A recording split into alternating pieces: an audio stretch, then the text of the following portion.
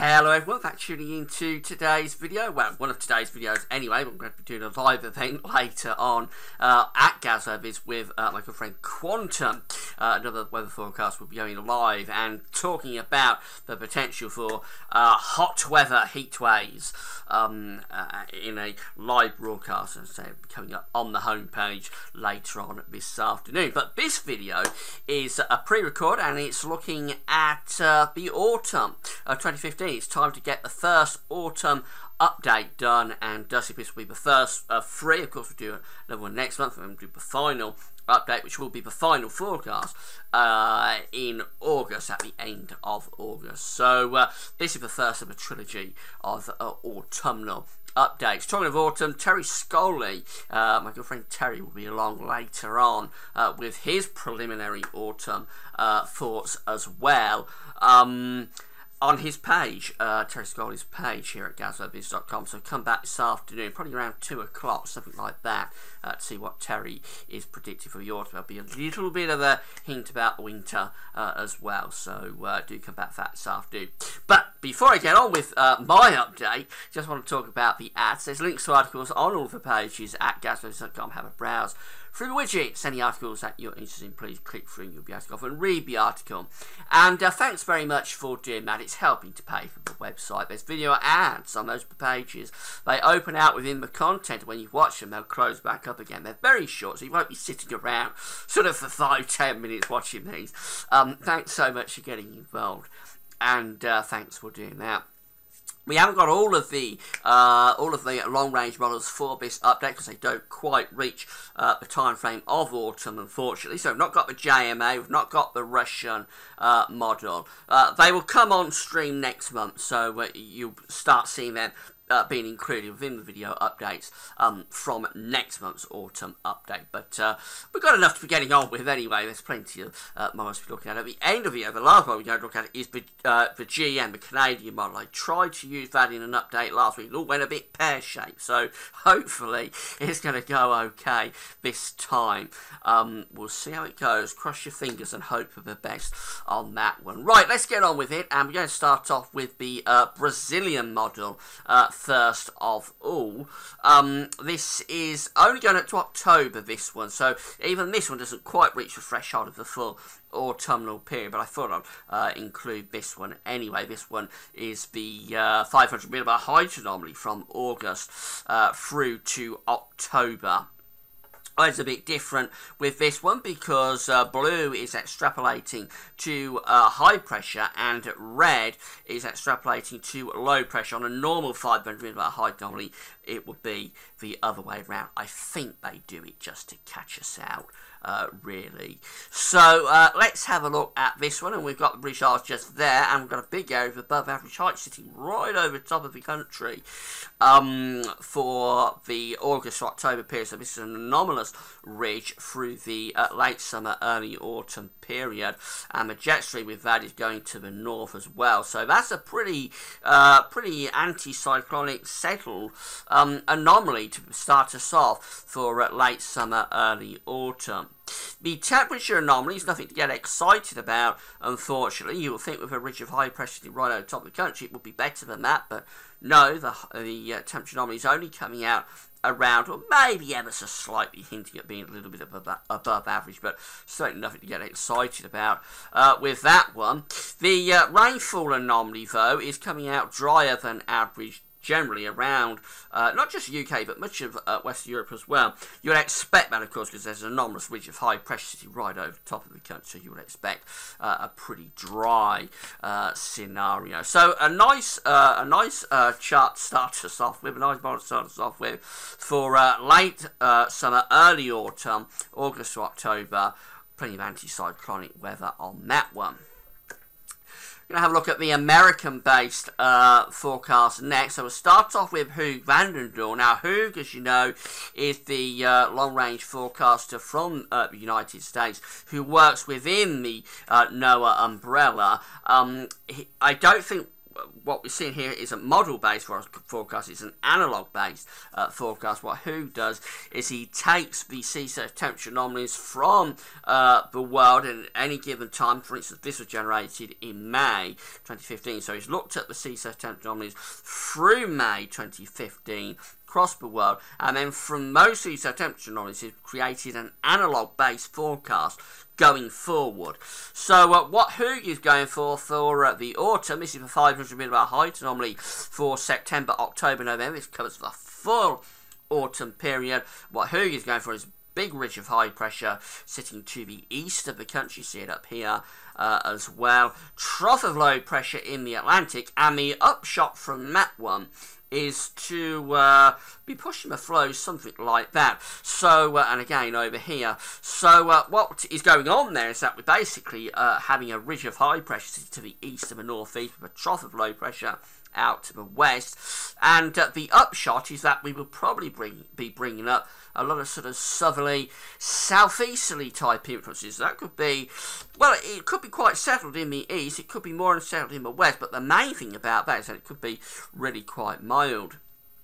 And the temperature anomaly is backing that up as well. We're in those salmon pink colours there around the UK. So a warmer than average autumn is being seen here by Hugo van der Doel. The rainfall anomaly, quite interestingly, the west is coming out wetter than average through the Atlantic. That's not that big trough of low pressure, but the east, to the east of us, is generally coming out drier than average. And that's because we've got a ridge to the east. Now, for us ourselves, we're actually in a bit of a no man's land there between the dry conditions to the east, wetter conditions to the west. It's difficult to say which air mass would have the ascendancy with that. It could be wetter than average, it could be a bit drier than average, or maybe it could be sort of transitional. So early on in the period, say September to early October, it could be quite dry. And then second half of October, November, it could be a lot wetter, something like that. Remember, these are anomalies for 3 monthly periods, so a little bit tricky to work out on the precipitation, but it is a very mild scenario, and at very least there would be quite a bit of dry weather to the east of us. This is the experimental model from NASA next, 500 millibar heights from the experimental NASA model.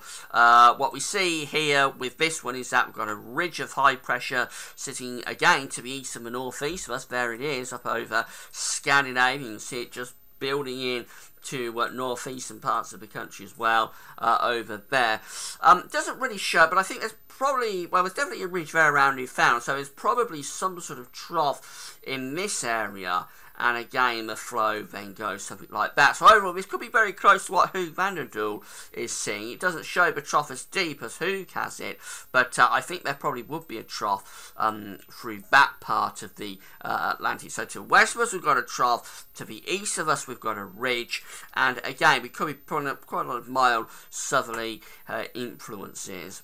Actually, the temperature anomaly is nothing to write home about on this one. Here we are over here. In terms of the temperature anomaly, we're only coming out around average, maybe even hinting at being a little bit below average. I'm not sure quite how that ties in with the 500 millibar heights. The only thing I can think of is that the ridge perhaps goes further and further north through the autumn. Eventually, if it gets far enough north, it's going to start to pull down colder air from the northeast, perhaps by November. But overall, I would expect on the anomaly, the 500 millibar high anomaly, I would expect a milder autumn than that is showing, to be honest. The precipitation with this comes out a little bit drier than average. Again, there we are in the far right hand corner of the chart as you're looking at it. We always seem to be over there on these long range model charts, and we're coming out drier than average. So I think probably what we're seeing with this one is that the ridge is more influential, but it could be a little bit further north than Hugo has it. So eventually it may, whilst it's bringing quite a lot of dry weather, it may also be bringing us cooler weather, particularly as we get through to the latter part of the autumn, maybe with some early season frost. CFS-B2 next. This is the 700 millibar height anomaly chart for September to November. What we see with this one is that we've basically got a westerly flow. We've got a trough of low pressure in the Atlantic, a ridge down to the south and the southwest of the country, and the jet stream will be coming right through the country, something like that. So it's an Atlantic-driven autumn being seen by the CFS-V2, and potentially quite unsettled and stormy, to be honest, particularly in the north and the west of the country. I think that's quite a strong jet stream coming through off the Atlantic. The temperature anomaly is coming out warmer than average for the autumn. The reason that the jet stream is coming through the country rather like that, with the ridging down here and somewhere around here. Low pressure is all in this sort of area. So it's an Atlantic-driven autumn. Temperature anomaly comes out milder than average, particularly to the south of the country. And it would be unsettled as well. Let's have a look at the precipitation, and you can see that quite clearly. Most of Western Europe coming out with a wetter than average autumn. Again, the reason that's happening is that the jet stream is running through the country, or it's running to the north of the country perhaps a little bit, bringing areas of low pressure in off the Atlantic, but also mild temperatures as well. So an Atlantic-driven autumn being seen by CFS-V2. That's a little bit different to the NASA model and to Hoog Van der Doel. Actually, it's more Atlantic-based, more westerly, and sometimes the CFS-V2 does have a tendency to sort of revert to westerlies when it's not sure. I'm not sure it's got a particularly strong signal here actually for the autumn. So you expect this maybe to be a little bit different when we do next month's update. It'd be interesting to come back and see next month whether this is changed a little bit. It could be. Sometimes CFS-V2 does revert to a default pattern, if you like, of westerlies. It'd be interesting to see what happens there next month. This is the mean sea level. This is the mean sea level pressure anomaly from the UK Met Office, from our very own UK Met. And again, this is for the whole of the autumn period. What we see here is similar in some ways to the CFS-V2, really. Low pressure in the Atlantic and a ridge down to the south and the southwest, somewhere around there. So again, the upshot is to be generally bringing a westerly flow through. Jet stream could be a little bit further north of that, actually. And overall, it's quite unsettled, I think, but also quite Atlantic-driven.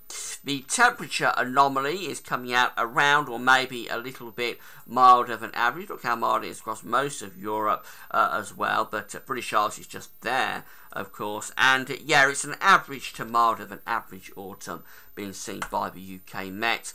The precipitation, quite interestingly, is coming out drier than average, and I'm a bit surprised about that, because I would have thought on the pattern it's quite Atlantic driven. So well, maybe we get a very dry start when it turns more unsettled later on, something like that. But you can only go by what the model is showing, and it is showing a drier than average autumn, but I'm not really all that sure how it tallies up with the height anomaly, or the sea level pressure anomaly. Anyway, another one that's showing quite a mild Atlantic driven autumn perhaps. The Beijing Climate Centre next. This is the 500 mm height anomaly for the autumn from the Beijing, and again very similar. So we have got a trend emerging. It's interesting when we do these updates, but we do see patterns and trends emerging amongst models with the ideas that they're going for. Doesn't necessarily mean they're going to be right, of course. Very often they get the wrong pattern and the wrong trend, but there is definitely a pattern here. And again, we've got a quite deep trough of low pressure in the Atlantic, but we've also got this ridging up to the east and the northeast of the country, and again up there. So again, the upshot is that the flow goes rather like that. Again, fairly Atlantic driven autumn, but also quite a mild autumn with a lot of sort of southerly southwesterly influences coming in. So once again, here we are, we're off again, and the temperature anomaly is coming out above average, warmer than average,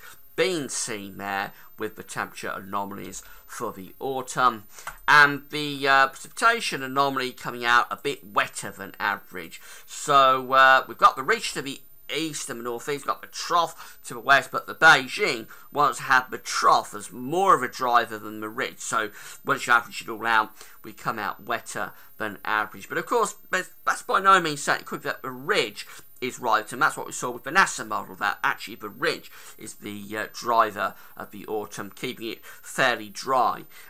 So it's just a matter of fractions, really. A few hundred miles will make a big difference with this pattern. Is it the trough in the Atlantic that's the driver? Is it the ridge over Scandi and Eastern Europe that's the driver? That determines rainfall. Whatever happens, it's quite likely on this sort of setup to be wetter, to be warmer, I should say, than average. It's been a long day. As we go through to the Jamstec IOD, again, here we go, another warmer than average autumn being predicted by Jamstec there in most salmon pink colours. So yeah, again we see a warmer than average autumn. Many of these models are predicting a milder than average autumn. I'm sure you've seen this, that the trend is there for a milder than average autumn. In terms of the precipitation anomaly, coming out a bit wetter than average again.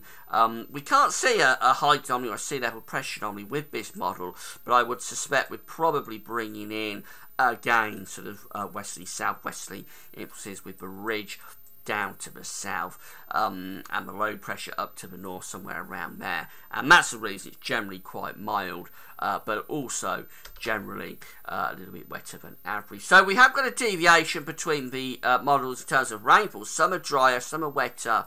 They're all seemingly going for quite a mild, quite a warm autumn. Let's just have a look at the Canadian model, CanSIPS. This went wrong. If you saw the video last week, this all went wrong at the end of the video when I was doing the late summer look ahead. So it's going to be interesting to see how this one goes. It's going to be a bit of a walk in the dark for me. We're going to start off with temperature anomalies. We can only break these down into monthly periods, by the way.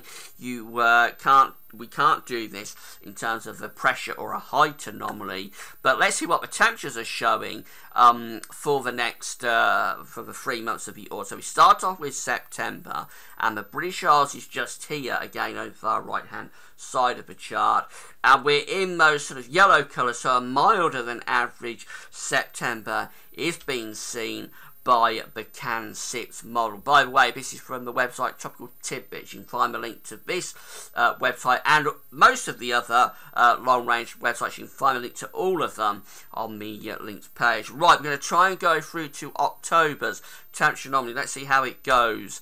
And we've done it. We've gone through to October. And what we see for this one is that, again, we're coming out a bit milder than average, but it is a cooler anomaly compared to September. Notice that many parts of Europe are actually turning cooler than average there. So there's a change occurring from September, which is milder, through to October, which is still fairly mild, but it is a cooler month. And as we go through to November, look at this, we see that it turns cold. The CanSIPS model, which is based on the GEM, of course, the Canadian model, it turns cold in November, goes colder than average. Look how cold it is across many parts of Northern Eastern America, by the way. Many parts of Europe turning cold in November as well. So there is a transition occurring here through the autumn. We start off quite warm in September, and we gradually turn it cooler and cooler through the autumn. We get to November, and we do go significantly colder than average. How does the rainfall stack up with that? Here we go for September, first of all, and we start off, remember, warmer than average month. We start off drier than average, so high pressure's in there across the country. You're seeing high pressure through the country in September, warmer and drier than average month. How does things develop into October? Big change takes place in October, much more unsettled month. There's some sort of trough of low pressure around the country, perhaps hinting at a bit of a southerly tracking jet stream as well. So for October, big changes. Warm and dry in September. For October, it turns cooler, not cold, cooler but also significantly wetter as well. And then as we go through to November, here we go, and again it's a wetter than average month being seen for November. Rainfall coming out above average, and hints there that we've got quite a bit of ridging through the middle part of the Atlantic. So there's a trough there, ridge there, and trough there. We're under a cold trough of low pressure. That's the reason it's colder than average in November, and also wetter than average too. So if you want something a bit more seasonable, because there hasn't been a lot to go on through this update, if you want a nice crisp autumn with some frost and maybe even hints of a little bit of snow in the air, if you want that, the Canadian model looks okay by the time we get through to November. But otherwise, not a great deal to go on for this first update for people who want it cold. It generally looks pretty warm and maybe wet or maybe dry, depending on whether it's the Atlantic that's the driver or that ridge sitting to the east of us. So that's the first update. Anyway, the general direction of traffic is warmer than average and unsure about the rainfall. We will do it all again next month when we'll have the JMA to add into the mix and the Russian model as well. So come back for the second update in July. Remember, Terry's preliminary autumn thoughts will be released on his page this afternoon. This evening, myself and Quantum will be going live to talk about the heat. That's it for now. Thanks for watching.